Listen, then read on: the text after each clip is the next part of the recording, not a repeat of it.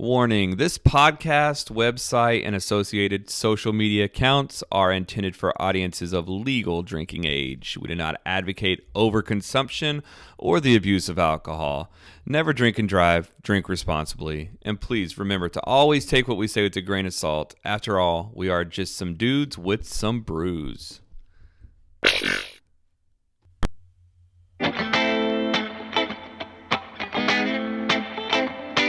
We started out by crawling out from under the thumb of the man. The lovers of God with dad bods, just trying to feed our fam. Go sit right there and grab a beer, you know just what to do. Throw it back, get hammered, and listen to Dudes and Brews.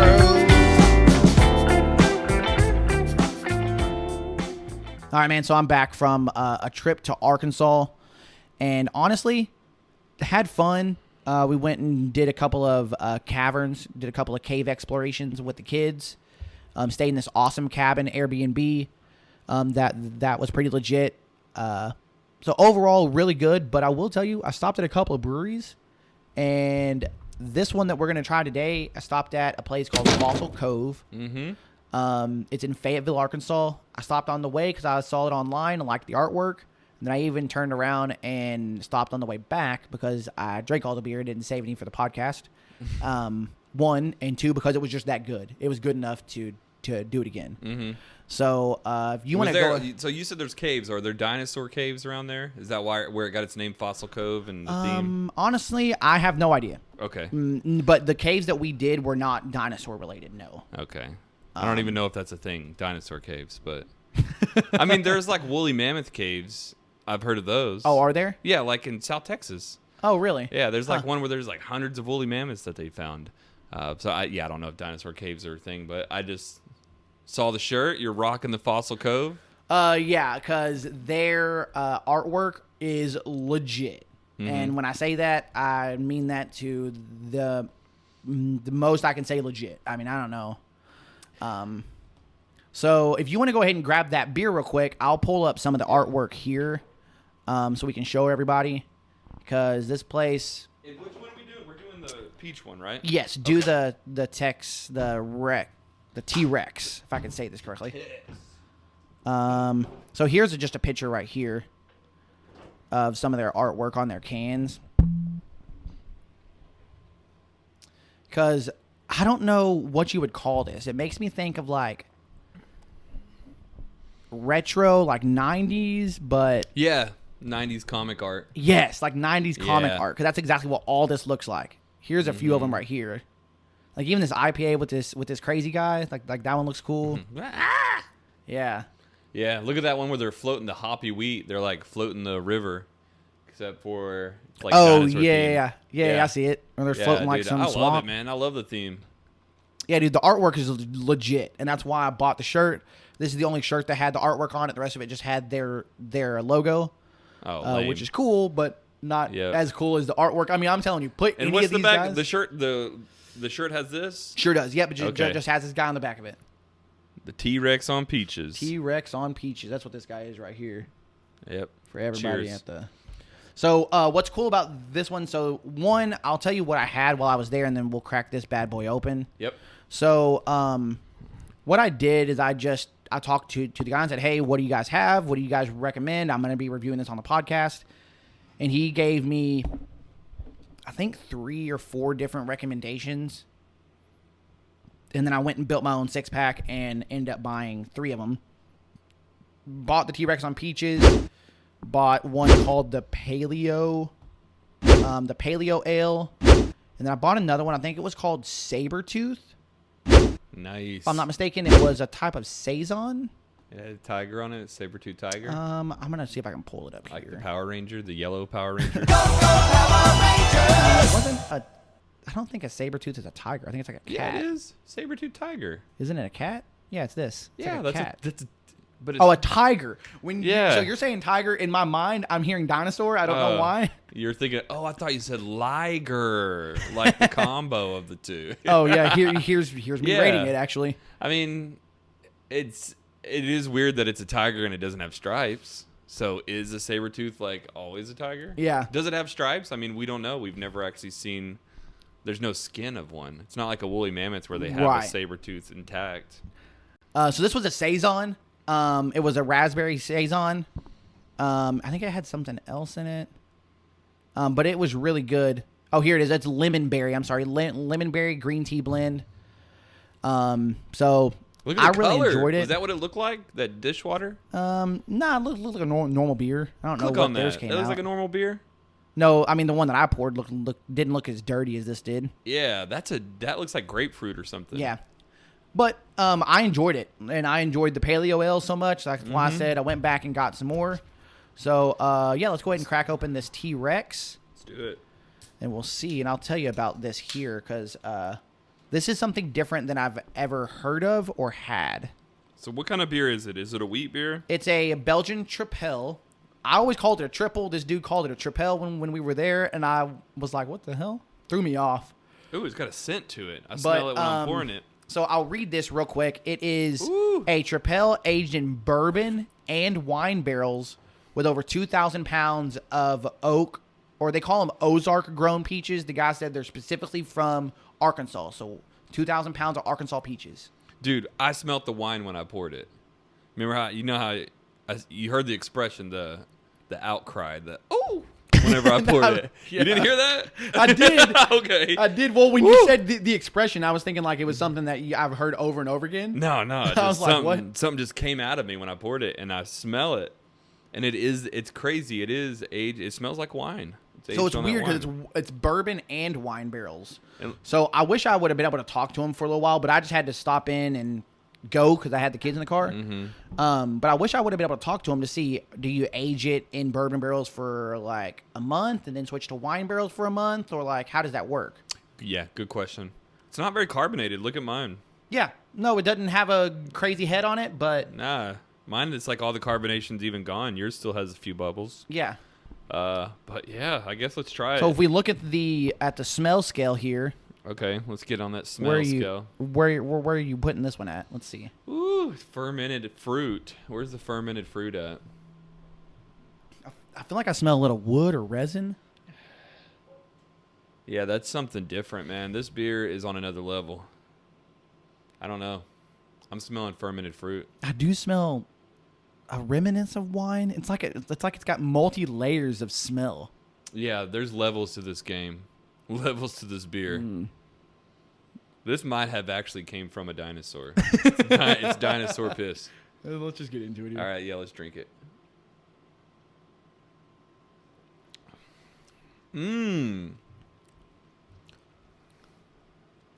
It's very that tart's good. Yeah, it's got a little bit of tartness to it. Yeah. I taste the bourbon aspect of it. You know how like it doesn't burn per se when it goes down, but you know how you get that feeling in your mouth whenever you drink bourbon? Yeah. I get that same kind of warmth feeling. Mm-hmm. I think it's what made it kind of like not so carbonated. Maybe. Yeah.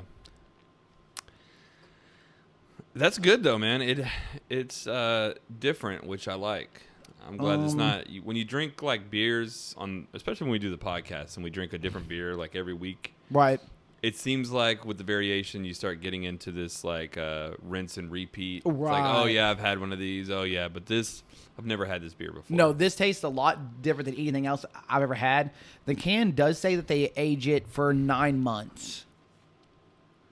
So it doesn't say specifically which one. It just says bourbon and wine barrels for 9 months. So what I thought was really interesting about this is that it's a Tripel that's aged. I don't think I've ever had anything aged outside of a stout. Oh, I like the idea of aging aged blonde, aged cream ale, even locally 903 has. I haven't had them. Mm-hmm.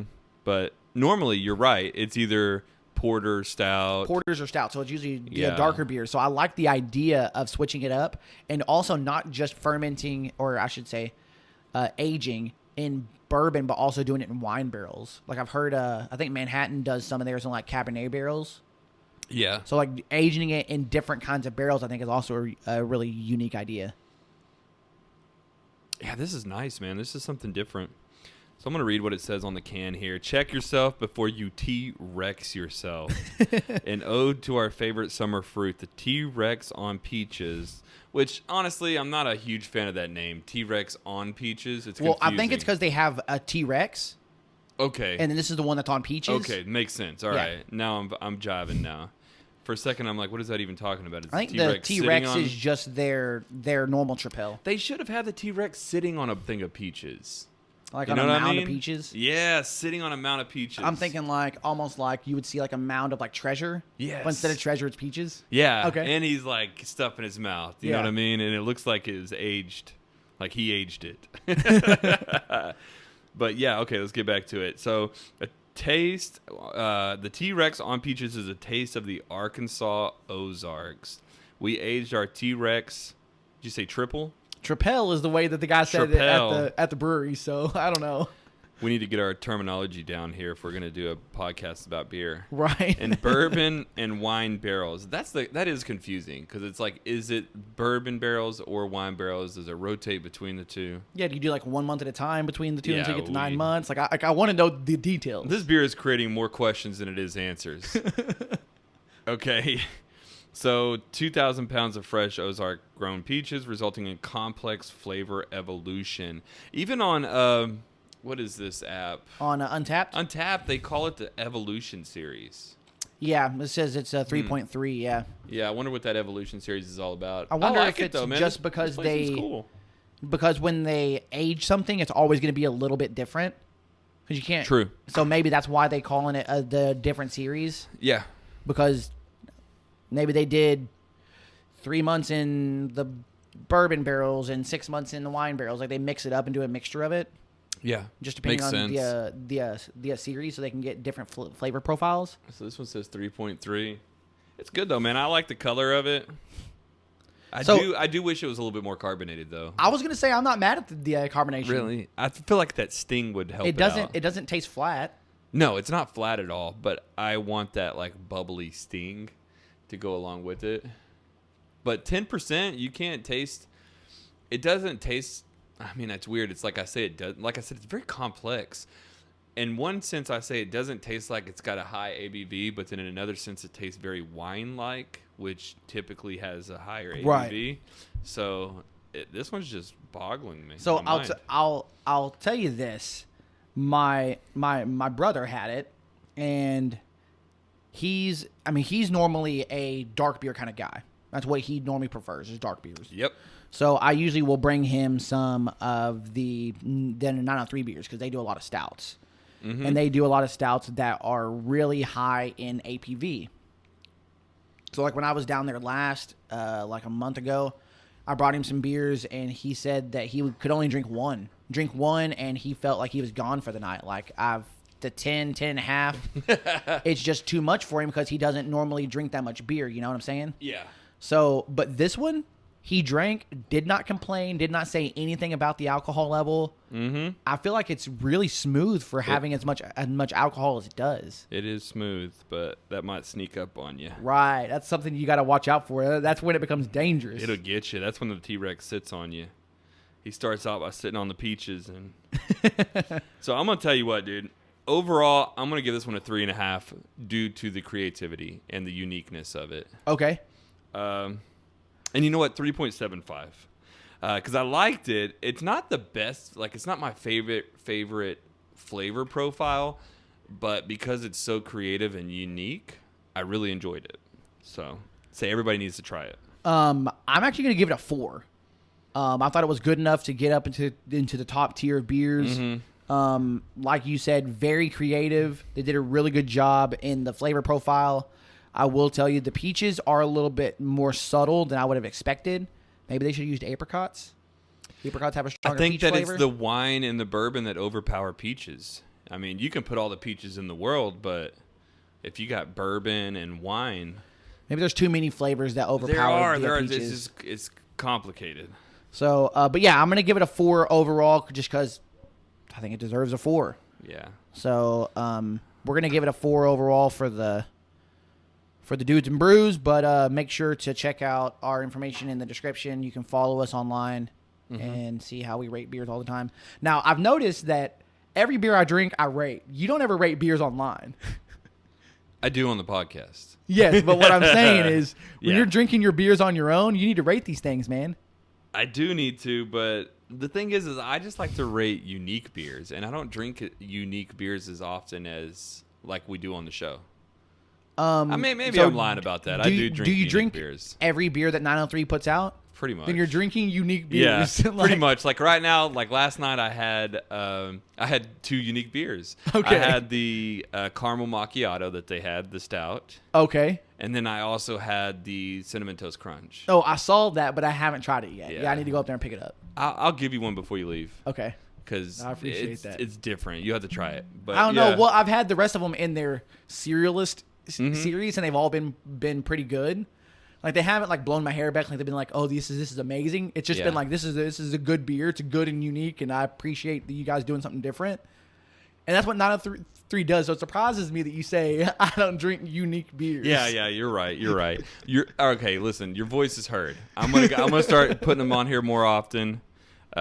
If I'm having at least a unique beer, I'll put it on here. Yeah. But dude, honestly, when it comes to Fossil, I don't rank the same beer twice. Okay, cool. So I just rank it once, and that's it. Yeah, so because that's just me. that seems tiring. Yeah, I'm like not- every time I drink a beer, I got to go into the app. No, I just No. rank it once. No, I'm too. If I've had this beer before, it's already been ranked. Whatever. Yeah, I'm a simple guy. If I feel like it's a job, then I'm like, I'm not getting paid for this. So, this isn't fun. We got to keep it fun. But anyway, you were gonna Yeah, say so I something. wanted to go back to the Fossil Cove. I gave him a 3.75, but man, you got to give that can a 4. You got to give that can a 5. Dude, as much trash as you were talking about this can, saying that they should change it up. No, they should have him sitting on the peaches. No, but still. Yeah, but the colors, I love it, dude. I love how it fills the whole thing. I love the shirt. I love that color of that shirt. That's total Flintstones. That's what's that? We Are Dinosaurs movie. That's you remember We Are Dinosaurs? No, or I'm We Are not- Back. It's We Are Back, a dinosaur tale. Oh, I know, like the TV show Oh, dude. Dinosaurs. This is dinosaurs. Search We Are Back. I am. This is totally We Are Back right now, man. Yeah, which is like A dinosaur story. A dinosaur story. Yep. So this was when I was a kid. Even that, man, remember that one movie where they had Oh, I do know yes, this. you know what I'm talking about. Yes, I do know this. Look at that. You know, I don't think I That ever cover. saw it, but I'm very familiar with the cover. Like I've seen it, Mm-hmm. the cover and the artwork. Yeah. And then there's also another one where it's a live action one where he has the tiny miniature dinosaurs that he finds. I'm not familiar with that. Dude, one. I don't remember what that one was. It was trippy. We're bringing it back to when I was a kid, and I don't even remember what this was called. Tiny Mini Dinosaur Live Action. That's what you need to search. Let's see if I can find something here. You'll find it with that. I think there's even a sequel. Yep, right there, Prehistoria. Or, is that how you say that? Prehysteria? Yeah, Prehysteria. Yeah, dude, there was this freaking 3 of them. I didn't even realize that. Oh, this is it right here with these tiny. This is 93. Dude, look at that animation. I don't know. They should have just used miniatures. Yeah. So this is bringing me back, man. Dinosaurs were big in the 90s. Oh yeah. They're still big. Kids love dinosaurs, man. What's not to love? I mean, You massive said that. reptiles What's not that to just love? destroy things. I Yeah. mean, they just did Godzilla versus Kong. I mean, that's a dinosaur. I liked it. I watched it. Was it? was good. Was it good? It was fun. Yeah, and that's what I expected. Fun, not great because the storyline's probably terrible, but fun to watch. Yeah, I remember Entertaining. I was on an airplane and I tried to watch the sequel to Godzilla and it was very boring. I wasn't into it. The movie, I don't even remember what it's called, but the movie that led to the Godzilla versus Kong. But Godzilla versus Kong was fun. Oh, it was. It's worth watching. You don't have to watch all the backstory to get it. Yeah, I'm not familiar You'll with get up whatever to came speed. but before that. So, Yeah, they made it into Anyway. a whole series. but let's go ahead and get into some things Yeah. here. So, we're gonna go a little old school here, and we're gonna play a game we haven't played in a while. Okay. So, All right. can you get behind that? Oh, okay. So while I was in Arkansas, my brother has this. He picked out all the food. I basically just gave him money for the Airbnb, my portion, and gave him money for food, and he went and bought all the food and designed the meals. And he's really big into get a really rich protein packed meal in the morning, so it lasts you throughout the day, so you don't get hungry throughout the day. Okay. So one of the things that he eats almost every morning is cottage cheese because it's high in protein. It's not very filling, and it gets you what you need to get throughout the day. So, can you get behind cottage cheese? So I got to say this, dude. I think your brother's the only other person I know that loves cottage cheese. I love it. Cottage cheese is the best. Honestly, I will remember going, Yes. I don't like cottage cheese, but then I tried it again while we were there because he's like, you got to mix it with some berries. So blackberries, blueberries. He likes mixing it with peaches. I've never mixed it, but people put it in a cantaloupe. Have you ever seen that? No. They cut a cantaloupe in half and fill it with cottage cheese. What? That's a normal thing. I got a cantaloupe at home. Dude, So try just cut it. out the seeds and just put it in the hole. Yeah, that's what they do. I just eat it straight out the tub. I love cottage cheese. You're actually reminding me I need to get some cottage cheese. You know, honestly, that's what I did when I bought groceries when I got home. I bought Yeah. some blueberries, some blackberries, and some cottage cheese. And, you know, that's what I've had this week for breakfast, and it's lasted me enough to where when it comes lunchtime, I'm not even hungry. Really? I I don't don't even eat a want lot of lunch. breakfasts, but that's interesting. He loads up on cottage cheese, and it's full of protein. Well, it's not just cottage cheese. He just loads up on protein, and cottage cheese is one of the things that he uses for protein. Okay. Yeah. So yeah, it gave me enough. Yeah. It gives me enough protein in the morning where I don't even want anything for lunch, and it's healthy. Yeah. So I'm all about cottage cheese right now, as dumb as that sounds, because when I Dude. was younger, I didn't like it. Because, dude, when you look at it, it's like, come on now, this is curdled. It's like when curdled you use milk. the term curdled, it's risky. Right. Cottage cheese, it seems like a risky food. It does. But it is good. It's not. I mean, I wouldn't say it's like great. Oh, I would. I would say no, it's good. I wouldn't say it's like, oh my god, this is so good. Like my brother describes it as, oh man, you like peaches and cream? Put some peaches in it, peaches and cream. I'm like, nah, I don't know that it tastes like that, but it tastes all right. Like, I'm not lying. I would eat a tub of cottage cheese for dinner tonight if I had it. Dude, it's crazy. Yeah. That's what my niece does. She's about to turn 3, and she'll just eat a bowl of cottage cheese for lunch, basically. And I'm like, really? Yep. I got 2 kids that aren't picky and that eat everything I eat, and Yeah. they would probably eat cottage cheese, and then one that, no. We eat nothing. Nah, she doesn't eat anything. Yeah, I tried to get the kids into it. They don't like it too much. So this week, instead of cottage cheese, we did some Greek yogurt. Some Greek yogurt with some All fruit. of my kids can get behind some Greek yogurt. It's like dessert. Yeah, throwing some Greek yogurt with Yep. some fruit in the morning. It's not bad, especially if you don't get anything that's sweetened or have like the extra vanilla flavors and stuff. It's really not bad. Just have the sweetness of the fruit. Yeah, exactly, man. Fruit is good. Fruit's sweet. Actually, it's pretty high in sugar. Yeah, we act like we have to have candies and cakes and stuff. We just need fruit. Imagine if we only ate fruits, vegetables, and meats. It would be the greatest thing ever. For some reason, we fill our bodies with this fake starches and fake flours. And I mean, I love it. Sugar- Like, don't get me fake wrong, I sugars. love all that fake stuff. I do, man. But then I go back and I eat some just, straight up raw stuff. And I'm like, this is good. Why do I even play with that other stuff? I mean, I'm right there with you in the fact that it is good when you eat raw. It's not always convenient sometimes, and it doesn't last as long, which is a problem because if I don't feel like cooking or something, well, that stuff's gonna go bad. Yeah, so I it have does. to make sure to use and eat it. But like I remember, I tried to do a keto diet for a little while, and I couldn't have fruit because it was too high in sugar. Mm-hmm. Too many carbs in fruit, and I'm like, really? Yeah. Fruit's supposed to be natural. Yeah, fruit's natural and it's So like good. I feel like I but- should go on like a paleo diet, do only the stuff from like the Paleolithic era. What is that? So literally, like if a What is caveman it? couldn't get it, then you don't eat it. Is it a real diet? Yeah, it's called the diet. paleo diet. Okay. It's literally just what you would eat as a caveman. So there's hardly any grains. Oh, that's exactly what I'm talking about. Yeah. Yeah. There's like no grains, Yeah. no like breads. It's like just like meat, vegetables, and fruit. Yeah, just exactly. Yeah, exactly. Like what you said. I think you everything get some else nuts, is just maybe. like man thinking that they're so creative, but actually have created bad health problems. right. And it's all in the name of convenience, like you said, and then the ability to preserve food. And So preservation. it has good intentions behind it until people want to try to make money off of it, and then they find ways to preserve it longer. They find ways to make it cheaper, to make artificial versions of it. Right. And then we get addicted to it. Next thing you know, we're not And paleontologists the anymore. thing is, I don't even like artificial flavors. Like, especially when it comes to fruit flavors, if it tastes fake, I don't want to eat it. You don't like that grape drink? Oh, that no. grape Kool-Aid? I don't like anything grape flavored. I don't like blue raspberry. That's not even real. Oh, I love it. There's not a blue raspberry in the world. That's totally fake. Is it fake? Is there really not such thing as blue raspberry? No, there's not a blue raspberry. What about blue coconut? That's another one that like why I don't is it blue? like fake flavors. Like I don't know. I just don't. I've Blue always raspberry. been that way. That's what Ollie. She really, loves anything blue I don't like because it turns your lips blue and it just looks weird. Ollie loves those blue raspberry slushes at Sonic. Oh, really? That's her favorite. Okay. So you're right. What is a blue raspberry? And it's funny because my kids go for that grape that grape slush, and I'm like that really? Grape. Reminds me of that Chappelle show. Maybe it wasn't even Chappelle show. It was his stand-up comedy. Okay. You don't remember that? I mean, I remember him doing some stuff, but I don't remember him doing anything about grape.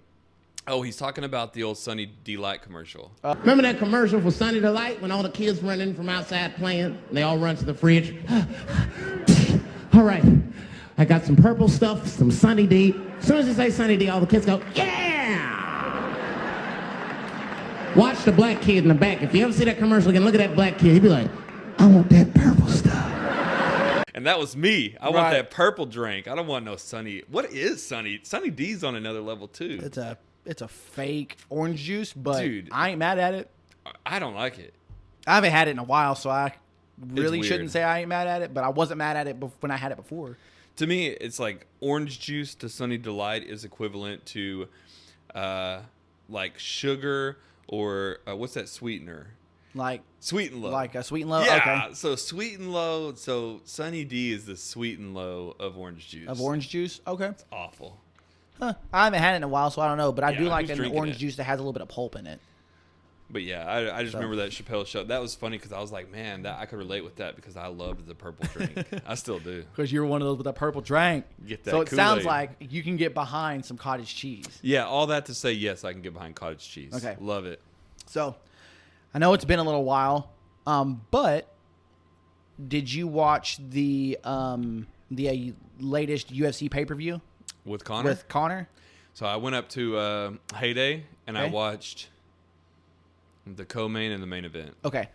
So what I want to talk about is, did you see the highlights on the Tai Tuivasa and Greg Hardy? I saw the highlights. So you saw Greg Hardy point at the center of the cage and then eventually get knocked out? Oh, I didn't see that. Okay. So like I saw him get knocked out, but I didn't know he pointed at the center. He basically pointed at the center like, hey, let's stand here and fight. And he got in a couple of good shots. Like don't get me wrong. I think if he had a little bit more technique, he actually could have won that fight. As much as I like Tai Tuivasa as a personality, a fighter, he's an average fighter. You think? He leaves himself exposed too much. And I think that if Greg had a little bit more skill and more experience, he would have been able to win that fight. Regardless, Tuivasa won and did what he needed to do. Hopped up on the cage. Somebody threw him a shoe. He had himself a shoe. Yeah, so I saw the shoey, of course. That's all that the whole thing was about afterwards. And then did you see him do the shoey on the way out? With somebody put some sauce in it? They put that Poirier hot sauce in it. Oh, did they? They did. Who they did squeezed it? a whole bunch of it. I don't know, some random fan. And he saw it, and he knew that they did that? I don't know that he knew what was in it, what they squirted. Yeah. But come to find out, that's what it was. I don't know that he knew that's what it was, but like he drank it, and then you saw the last part of it was all red. I saw and then you saw him like spit it out, rub his tongue, like it was gross. So the question is, can you get behind a shoey? No, I can't. A shoey from the audience? A shoey in general? No. Just in general. It's pointless. So to me, it's like it's one of those party things. It's like you're celebrating something, and that's the way that you want to celebrate it. I can get behind a celebration like that. Yeah. I can't get behind just doing that because you're drunk and want to like just draw attention. Yeah. I can get behind if that's your signature celebration, that's the way that you want to do it. I can get behind that. Like Stone Cold Steve Austin, you just can like, get behind him chugging and just pouring beers all over yes, his face. I can get behind it. I can get behind that. Yeah. But like just doing it as like, hey, look at me and look at how ridiculous I can be. Nah, I'm not about that. I'm not about like not showmanship, but like just trying to be in the spotlight and trying to be cool when you're really lame. I don't know how you say this it. is where I can get behind. I can get behind the culture behind it. So I love it whenever there's some kind of cultural norm. Like that's how what they do. Oh, that's an Australian thing. It's an Australian thing, so it's something that's new to me, and I'm like, oh, that's cool that Australians do that. Kind of like here in America they'll pop a hole in it and like shotgun a beer. Shotgun, yeah. Yeah, maybe they don't do that over there. So when they see that, they're like, oh, that's cool. Right. So I do love the idea of a certain culture doing something and then learning about it. Right. That's cool. I do think maybe it's played out, but I can't get behind the idea of an audience member throwing me your shoe. I don't think it's played out. Who else do you see do it? Well, it's played out, and maybe it's not played out. Nobody else does it besides him. It's cool that he does it. Yeah. But I can't get behind the idea of me doing it. Like, Ty, you keep doing that. You do your thing. I'm not going to go in there. I can't get behind myself doing a shoey. So it's like one of those things, like if, not that this would ever happen because we don't go to fights and he doesn't fight that often, but like if he were to ask, say, hey, you want to do a shoey with me? I'm going to be like, hell yeah, I'm doing a shoey with you. Would you do it on national? Would you do it on pay-per-view? So this is what I think is weird to me, is someone handing him a shoe. Mm-hmm. I go, I'm not wearing shoes tonight. I'm handing you a shoe, and I'm doing one with you. I'm pouring a beer into my own shoe and doing one with you. The problem is camera, who cares? The end of the shoey is him throwing the shoe, so you lose your shoe. Well, maybe I just bring an extra pair of shoes that I don't care about. So you would just carry an extra pair of shoes in case you have the opportunity. I mean, that is so lame. No, but if you're walking around with some shoes all night, come on. But it's like going to a baseball game and carrying a glove just in case a ball comes your way. It's similar, except for it happens more frequently. People catch balls in the outfield. I mean, if Ty's on the card. But one person. It's like, maybe if you're like, hey, I got cage side seats. Ty's on the card. I'm bringing an extra pair of shoes. It would be different if I was like, I wouldn't, not necessarily cage side, but like, what do you call it, aisle side? Yeah. Like that aisle that they walk down when they leave? Yeah. Yes. No, if I'm nosebleeds and have no chance, I'm not bringing them. Keep the shoes at home. Yes. Yes. No. But if there's a possibility, hell yeah, I'm bringing some shoes. Dude, imagine how great. And then I'm pouring a beer and I'm holding it out there so he sees it. Yeah. So I guess I can get behind it. Yeah. I can get behind the idea. Get behind the celebration aspect. The celebration of it, yeah. And I mean, because I went to a Strikeforce event in Dallas back when Strikeforce had the heavyweight tournament, and the main event was Overeem versus Verdum. It was a stacked card. I think you hated this fight, if I remember correctly. It was dude. I'm like, Overeem. If I remember correctly, didn't Verdum just pull guard a lot? He pulled guard, and then it was right after Overeem hurt his toe, so I was calling him Tovereem. And he was just being lame. But he was super jacked. It was Ubereem at the time, wasn't it? Yeah, he was jacked, but it was 5 rounds of nothing. Oh no. Either way, there was a lot of really good fighters on that card. And I started in the nosebleeds, and I worked my way down until I was at that bar. And actually, I made myself down cage side so much that I was sitting like 2 seats down from Michael Irving. Oh, cool. And then even between rounds, I think it was the main event, I got a picture with Stitch, who was a cornerman of one of the fighters. Yes. He was cornering one of the fighters. And that was way back in the day. And while they were fighting, I got a picture with Stitch. That's so cool. So I worked my way down there, and I was there for a couple fights. I was at that same bar. Yeah. Where if I did have a seat down there, the chances are you're going to be able to give them a shoe. So yeah, if you have that seat and you paid for it, bring them loafers on. Bring them with you. Bring a shoe. Bring them dad New Balances that have been turned green because you mowed in them. Nah, you don't disrespect a guy like that. You bring him some new shoes at least. Nah, imagine, look, he's probably chugging Bud Lights. If you bring him one of those grassy shoes, then guess what? You're turning it into an IPA. Right away, you're upgrading the beer. He drinks, he goes, oh, man, this is a little crazy.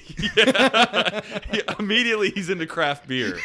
Before he wasn't. So, yeah, you could actually change a man's life that way.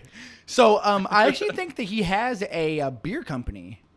Ty does? Yeah, I think him and Tyson Pedro. He's also from the same camp. I know Tyson. I think they have a beer. I want to say, let me see if I can find it here. While you're pulling that up, though, dude, I do want to circle back because I did see this. You know how the UFC puts out the slow motion of the whole main event, and they call it like, UFC whatever in slow mo, and they show like the hits. They don't show the finish, but they show a lot of the combinations. Mm-hmm. They did show that Thai fight, and Greg Hardy's hands looked pretty slick, man. He was hitting him with some good combos. He hit him pretty good. I think that, so I wouldn't say that his skills aren't there, but obviously his defense wasn't there. Yeah, he just needs some more experience, to be honest. And what sucks about the heavyweight division is that it is so thin. You win 2 fights and you're already fighting really high caliber guys, and he needs to be somebody that's like, I would compare him to somebody like Sean O'Malley that's being brought up slowly. Yeah. And you need to bring him up slowly, but you kind of can't in the heavyweights, division. man. You're That's either what sucks, man. You're either a beast in the UFC or you're not. All heavyweights in the UFC are tough fights. Yeah, But top 10 for sure. Ty hit him with an inside leg kick, like to the ankle, very small, and Greg Hardy's like it completely like spread his legs apart, and then Greg like hit him with a 1-2 combo. Mm-hmm. That wasn't a safe move.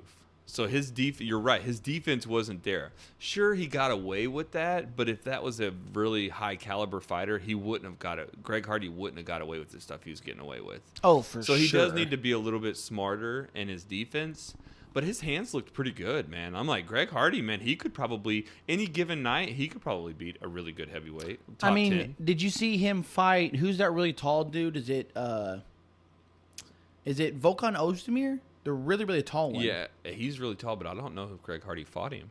Yeah, he fought him on a short notice, and going all 5 rounds with him. Really? Which it I was was a really 5-round fight? I'm fairly sure it was 5 rounds. I don't know, man. I haven't. Just like even this card, I went up to Heyday at the end of the night and saw the top 2 fights. Like I haven't been watching all the fights like I'm fairly sure. Maybe it wasn't Volkan. Let me look. I can't imagine him being in a 5-round main event. It was Greg Hardy's record. Yeah, it was Alexander Volkov. Okay. It was a 3-round fight, so my apologies. 3 rounds. But Alexander Volkov. I didn't know he fought Volkov. But he went full 3 rounds with him. Volkov is sharp. On late notice. Volkov is sharp. So even this, I was, you know what? That's a win in my book for you to go the full 3 rounds. That was the co-main. It was in Moscow. It was a fight night. Which is where Volkov's from. He's from Russia, isn't he? Right. I didn't watch that one at all, man. But yeah. I remember hearing about it, and I'm just like... Greg Hardy, man, he's got the skills. He just doesn't have the time and the striking, So man. the thing that he has that gives him an advantage, just in the heavyweight division in general, is that he has ridiculous natural athleticism. For as big as he is, for sure. Exactly. Because he has to cut down to 280. Yeah, he's a $265. giant guy who's quick. And he still looks pretty good. He doesn't look like overweight at 265. No. He looks good. Guy. He's just when a you're huge that dude. giant, you don't look ripped when you're that big of a dude. No, but what I'm saying is that, like, Tai Tuivasa looks like a fat ass.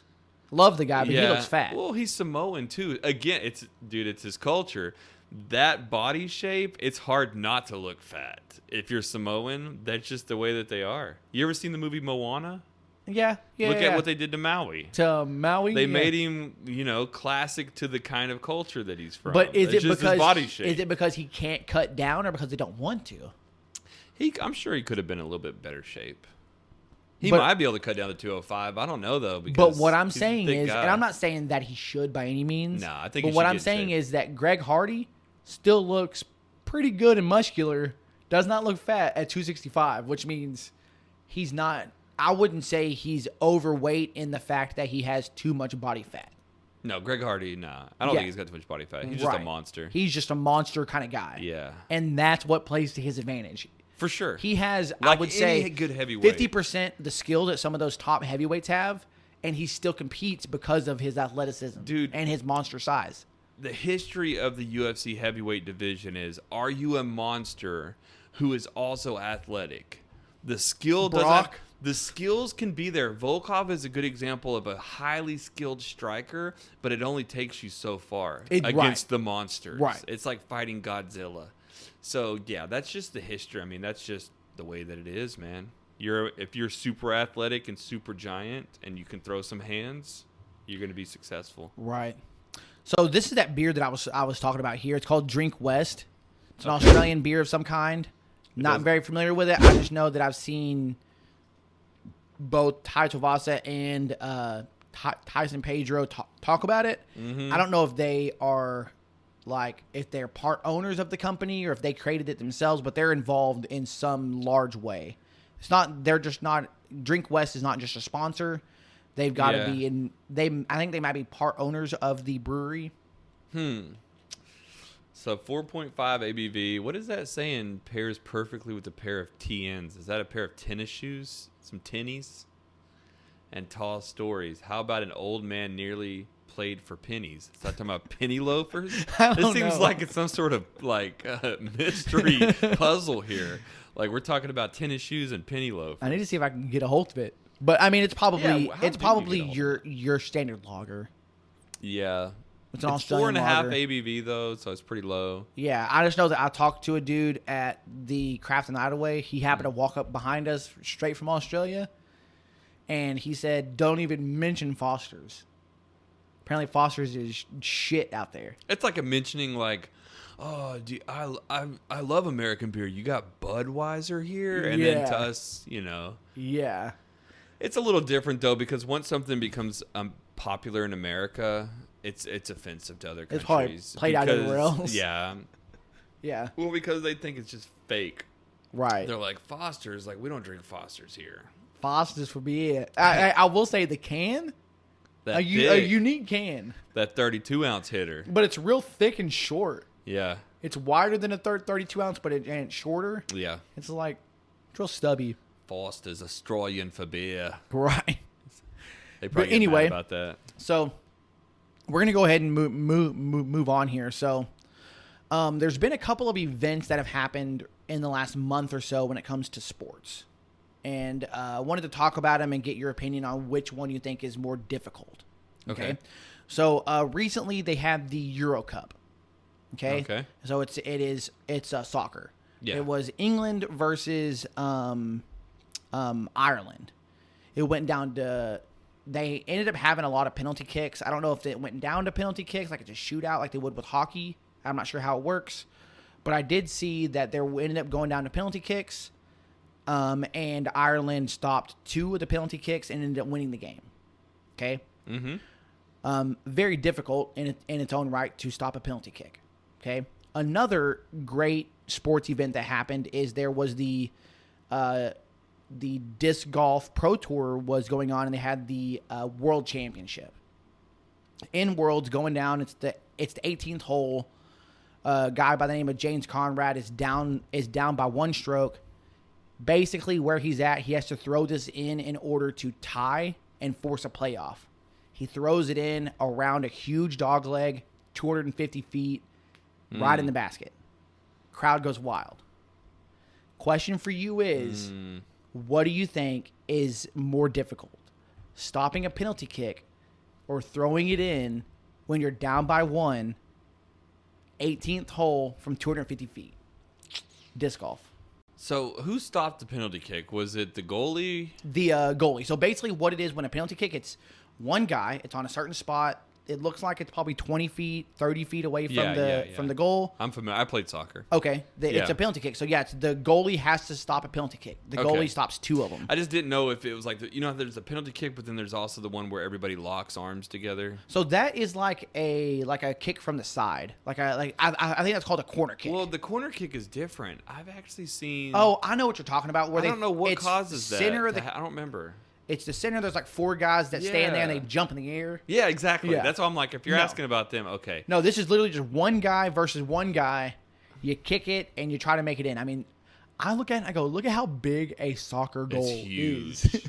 It's huge.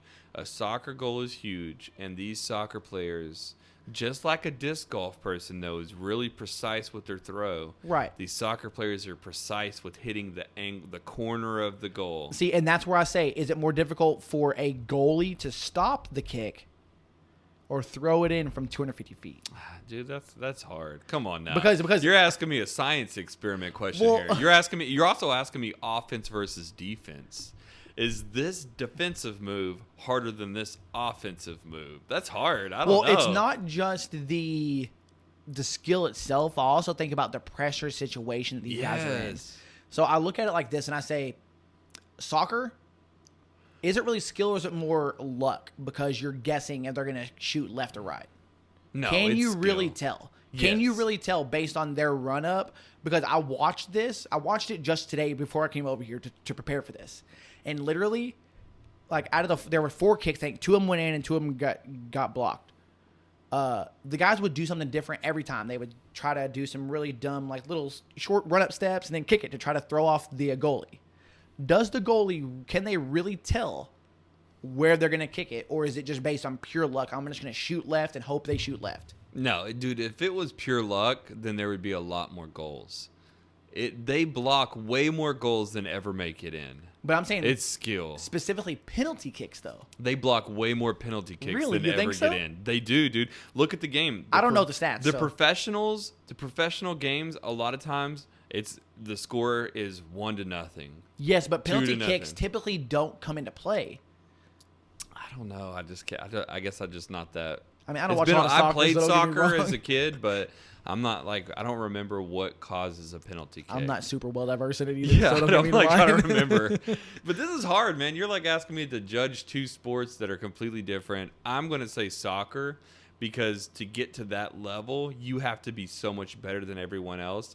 Disc golf, I don't think there's enough people. There's too many average Joes that are good at disc golf for me to say that it's next level.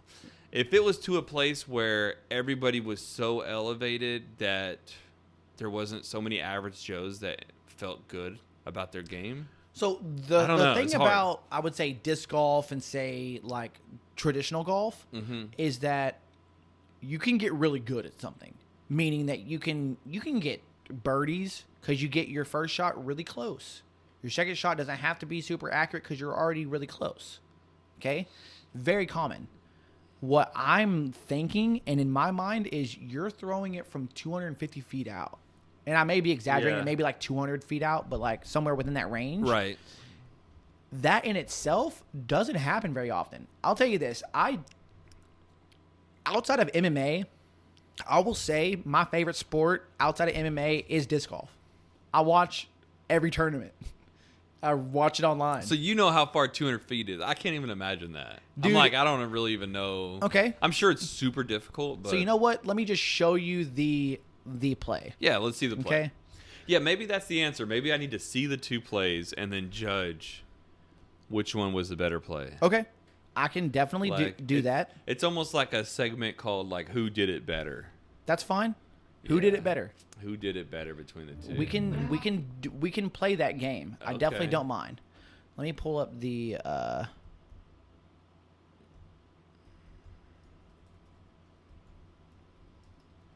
let me pull up both of these for you here. Yep, let's get them going. And we'll see, because, like, I mean, one of the things that was difficult about this shot from this guy named James Conrad when it comes to the golf, to disc golf, is that it was a dog leg. And I'd have to watch it again, but I don't think he could see the hole. And if he could just barely see it, which made it even more difficult. It was almost a blind shot. But let me So it's funny that you called the soccer luck whenever the other guy didn't even know what he was throwing at. Well, so, and I'm not saying that just because it's luck doesn't require some sort of skill. Mm-hmm. So, like with disc golf, for instance, this is something that I play. So I can't speak to soccer because I've never played it. I mean, I understand the game, but I've never played it, so I can't really speak to it too much. But when it comes to disc golf, what I can say is you have to have a lot of control on distance. Distance control is a huge thing. You can throw the crap out of a disc as much as you want, but you don't necessarily always need your disc to go as far as it possibly can. Mm-hmm. So just like anything, when you're throwing a ball to a base versus throwing it from outfield, in baseball, you have to have distance control. You don't throw it as hard as you would from outfield if you're throwing it from first to second. Right. So same thing. Distance control is something that's very, in my opinion, very difficult to control.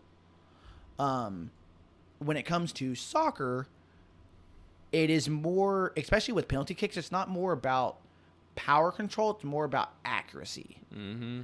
So with disc golf, you kind of let your disc do what it wants to do. You do have to have a somewhat accuracy as well. but it's accuracy, distance control, and just knowing what your disc is going to do. See, and the angle control, like the science behind it does become difficult. But then the science behind soccer, they would also challenge to say that it's power as well, because you have to hit it hard enough to be quick.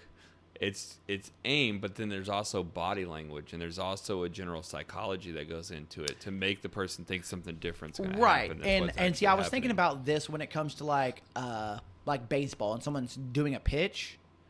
There's very, very minor nuances that people recognize to go, oh, this is not a fastball. This is going to be a curveball or a slider. And even though their windup is the exact same, they do something very like minuscule with their hand at the very end that somebody sees within a nanosecond and goes, I know what they're going to do now.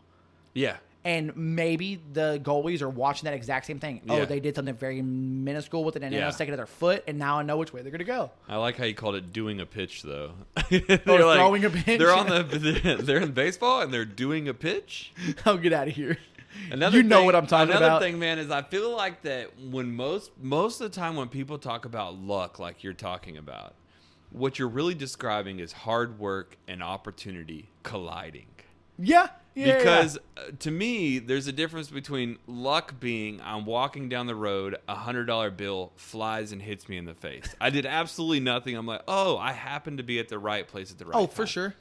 But putting in the work so that when the opportunity arises, you take advantage of it and you do the thing that you've practiced and that you've worked towards, I don't think it's luck. I think it's hard work and opportunity, and you took advantage of that opportunity. Okay. And I used to deal with that whenever I was in bill collecting. People would always be like, they get so mad and salty when you get like an inbound call and somebody ready to just pay their bill. Yeah. Oh, you're so lucky. It's like, no, it's hard work and opportunity. I was there grinding all day. Every call I was on, trying to collect the bill. All right, moving to the next one. Hard work, opportunity. And then I took advantage because that opportunity arises, but you still have to be skilled to captivate it and take advantage. Right. Because you put the dumbest person on the phone, they'll screw up even somebody calling in to pay their debt. Right. They'll screw it up. So hard work and opportunity is what I call it. And I learned that in bill collecting. But it translates to sports, man. You know, I don't know that I disagree with that. Mm-hmm. I really don't. Luck, there is such thing as luck. I think it's a made-up thing, but if you're going to define something as luck, it would be something where it just happens. You did nothing to contribute to it. It's like I said, I was walking down the road. That $100 was already flying with the wind. I just happened to be there, and it smacked me in the face, and boom, I got a. You can define that as luck. And you know what I mean, if you want to call something lucky, I still think luck is a made-up thing. I don't believe in luck. Okay. I mean, the more you talk about it, the more I don't disagree with you. Right. I think luck is just like, it's almost like a way that people who are salty and sour call things like, oh, that should have been me, but you're so lucky. They're just so salty about somebody else's success. But, yeah. That's exactly what it sounds like. I mean. So you're admitting that you're being salty about the success. No, I'm not saying about that. this one. I think because it's more. Because you play disc golf. You're like, oh, I like disc golf, so therefore soccer seemed lucky. I mean, I definitely know more about it. Okay. And that's what is where I'm like at a little bit of a disadvantage when it comes to the soccer aspect because I don't know as much about it. Mm-hmm. I don't know the different nuances. Now, like, my nephew plays soccer, and he's in, like, select leagues. Mm-hmm. Like, he plays rec. He doesn't play rec soccer. He plays, like, league soccer, which is super competitive. Yeah. And nice. They don't call it league. What do they call it? He plays club soccer. Oh, I don't even know, because man. That's next because level. They go to clubs. Mm-hmm. They don't do leagues. They do clubs. Like, basically, they have a sponsor that sponsors a team and finds guys to be in their club, basically. Yeah, I've heard the term soccer they're club. They're very, very into it. And just talking to my brother about it, sometimes I get confused because I'm like, I don't know what the hell you're talking about because I don't know soccer that much. I just don't. But I was able to find these videos. Okay, let's see it. Let's see who did it So let's go ahead better. and watch these here. I'll show you the soccer one first. Let me fast forward through this here to where we get to the penalty kicks portion. And then okay. Give me just 1 second. Everyone's running down, lining up. Boom. Oh, goal. It's what they say, goal. I was going to say, oh, goal. Yeah, and they run around like slide crazy, tackle. Soccer's so exhausting, man. Okay, so These we'll just dudes, start. look how giant that field is, and they just run from one end to the other constantly. Dude, the fields are stupid huge. Like, they're bigger than football fields, and it makes no sense. So here's the penalty kicks here. You gotta love an injury. Okay. So he So he kicks kicked it in. it to the left corner, and the Kicked left. goalie thought he was going to the right. Yep, that's So- that's the first one. So what made him think that? Okay, so this one. Here's another team. Boom, left. He knew it was going to the left, but he still Just didn't was get there in he was time. a little slow. Yep. Goalie's feeling down on himself. No, Oh, no, not that's the goalie. player. Okay. Player getting ready to do another kick. He's nervous. He's doing a kick, just like the guy who did a pitch. All right. Oh, that's the normal response right there. You block it. Yep. Crowd goes wild. Crack. So, like, I look at this and I go, how did he know that he was going to kick it to that side? I mean, he had to Just watch a lot of reacted. film. I don't know. He just had to have blocked a lot of goals in his day. Oh, that guy was totally off. He went the wrong Which direction. made me, which again goes back to my thing when it comes to luck. Did he just predict incorrectly? Did he see something that just didn't work right? But you're right. There actually are a lot more of these goals that make it than I thought there would be. So, like, he should have made that. He should have. He screwed up. So That was a bad kick. That was a bad kick. The goalie went Did- the wrong way. But oh man, See, and this is so when I saw this, I go, why don't you just kick it at the middle like more often? Kick it straight. dang. But like Oh, I man. watch these guys, and you see how they all do something weird with their feet, where they try to fake them out Yeah. almost every time. It's like football. Yeah, And try you're to running. fake them out. He figures it out. Got stiff Boom. armed. There you go. Dang, look at this crowd being depressed. Oh, that green goalie right there is solid. See, the thing is though, is that Italy's in blue. The Europe is in, or England is in white. Uh-huh. If that guy wouldn't have missed that kick off the pole, he would have won. Because the green goalie did get more blocks. But because he missed that one kick, it messed everything up. Just like tennis, though, man. Sometimes it's just about doing what you need to do and waiting for the other person to make a mistake. Right. So, you Yep. watch this. You got some information on it, right? Yep, I got some info. So which one, I guess, who is it that I'm judging that did it good there? So, There's the a lot that goalie, happened. just a goalie in general.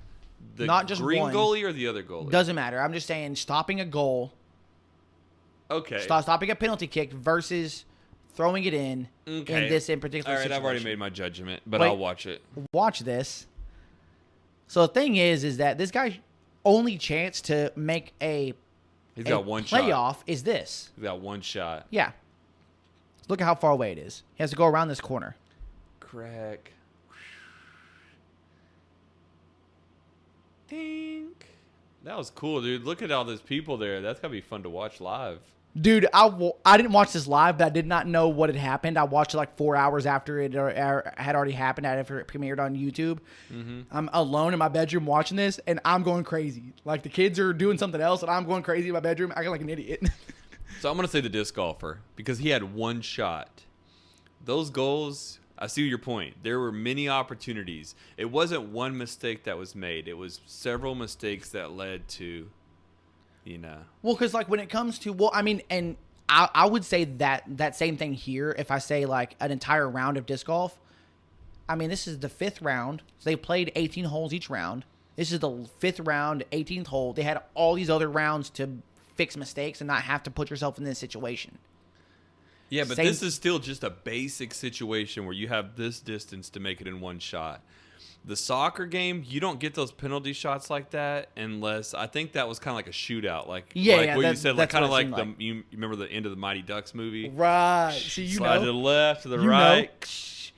So you're right. It's like the entire game led to that moment. So his entire game led to that moment. So we have to really judge the moments as they are. Right. One had several opportunities. There were minor mistakes made by multiple people versus one guy, all the weight of the world on his shoulder.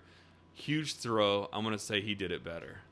Boom. Disc golf is more difficult. I can't say that. No, can't- but I can't say that's more the thing. difficult. That's hard. Which one is more difficult, blocking the shot from a goalie's perspective or making it in? Because I guess making it in, because we saw several blocks and several makes it. Right. Makes it, but Right. several that made it. So, yeah, it seemed like that specific shot was more I'd have to difficult. say the disc golf is more difficult. Yeah. Because of the small basket, small target,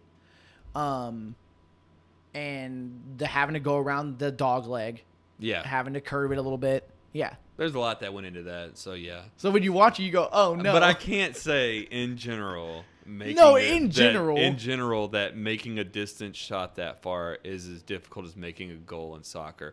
Because in a soccer game, making a goal is so hard against the pros. Right. The chance of you actually getting down there, getting into a shooting position, and making it past the goalie is for sure. slim to none. For sure. It is so rare that's why they celebrate and act like everybody rips their shirts off whenever they get one single goal. Sliding on the ground. Yeah. And They're like, fist act like pumping. it's the end of the world. Yeah, it's so rare. So. Dude, it's honestly, I love sports. It's Yeah. these types of things that make it exciting. I like to watch it live. On TV, I'm not into big sports, like watching a lot of sports. I don't know, like for some reason, some stuff on TV. So for me, I will say, outside of disc golf, I don't understand what it is about disc golf that I get excited about. Maybe it's because I play it. Yeah. But outside of disc golf, if I'm not with my family, like watching it with a group of people, or even like when we watch Niners games, if it's something that's gonna be nationally televised, we typically just watch it at home. So I'm not watching it with my family, but we have a group text going. So it's like we're there together virtually almost. Yeah. So it's still fun, but yeah, it's more fun in a group of people. It's like the environment is for fun. sure, and maybe that's what it is. I like competitiveness. I like that people are rooting for a team. I like to understand the game that's happening, and then really paying close attention in person. Right. So like, I'll love to watch a pro football game, pro baseball, pro hockey. I watch even the minor league baseball, Rough Riders. Like, Yeah. I love it, but then you're not going to catch me watching every Rangers game. So, I'm like, oh, that's but when it comes to like too UFC, you like watching MMA, even but by yourself. But I do. I mean, I like to watch it by myself too, but it's just more fun when I watch it with is. people. Even if it's just me and you, it's more fun. Yeah.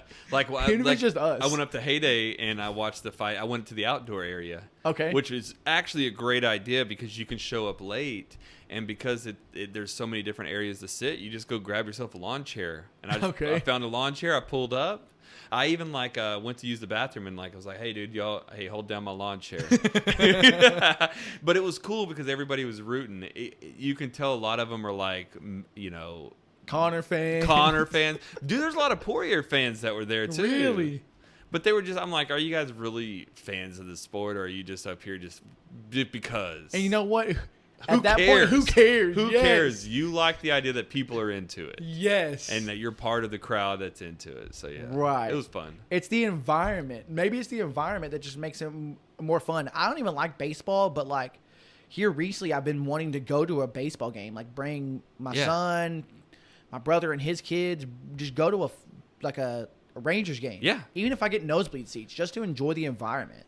Yeah, Rangers are fun, man. I love the Rangers. I haven't It reminds been me of so being long. a kid, man.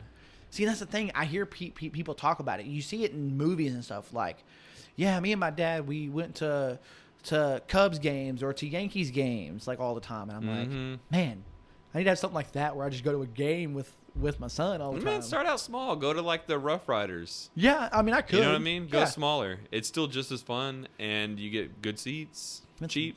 I mean, I need to do that. For some reason, my mind is stuck, and this is probably terrible. My mind's stuck. The Rangers do every Wednesday. They do $1 hot dogs. I'm thinking just buy a cheap ticket on a Wednesday. You want to go blast that on some Just dogs. blast that on some of them hot dogs, brother. Yes. It's bringing us back to the hot dog episode where I said you got to go blast out. You blast them You blast out, dude. If you're going to eat hot dogs, you take $10 and you go to $1 hot dog. I mean- and you buy 10 of them. What's more American than baseball and hot dogs? What causes more diarrhea than $1 hot dogs? That's what you should say. Get those dollars. Get out of here with that. Get out of here with that. So we're going to go ahead and wrap this one up. I'll say Fossil Cove, you guys do great. Keep Yeah. up with the artwork. Keep that awesome 90s comic style dinosaurs. I love it. Yeah, keep the theme It's up. so fun. This one was good. Keep aging stuff in weird barrels. Yeah. Like I need to see if I can get their stuff outside of Arkansas, which honestly, Fayetteville's 2.5 hours away. Yeah, it's not far. It's not far. Weekend trip, not too bad. You're close enough that I'm thinking about doing it. Dude, I went to Arkansas. I drove there for brother-in-law's wedding. Yeah. Like 5 months ago. It's not that bad. Yeah. Not as bad It as wasn't too driving to the other side of Texas. It was equivalent. It's the same. No, Just it's way easier. Different than that. landscape, yeah. Yeah. But love it. So, guys, keep it up. If you guys are in the area, pick up some Fossil Cove. These guys are awesome. Yes. But that's going to wrap this one up. I appreciate everybody listening, but we're out of here. We've got new merchandise available, and this stuff is amazing. We've got a few awesome designs. We even have all new pint glasses and stickers.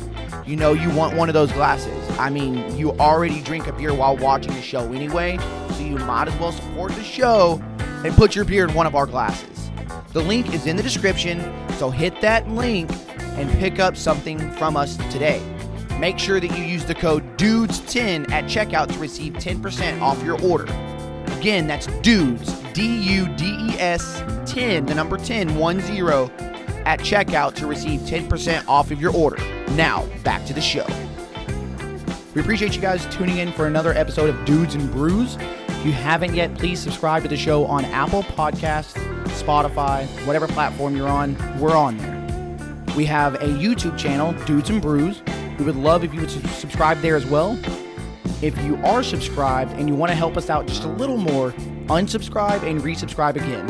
It sounds funny and stupid and kind of obnoxious, all of the subscribing and resubscribing and stuff, but it helps in these little algorithms games for like climbing the charts, because again, we are organic and we are where we are because of you guys.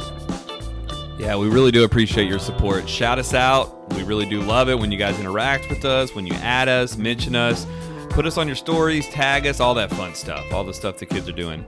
We like grabbing that stuff and we put it up for you guys. So we appreciate you so much. Keep having fun, drinking them brews, hanging with them dudes.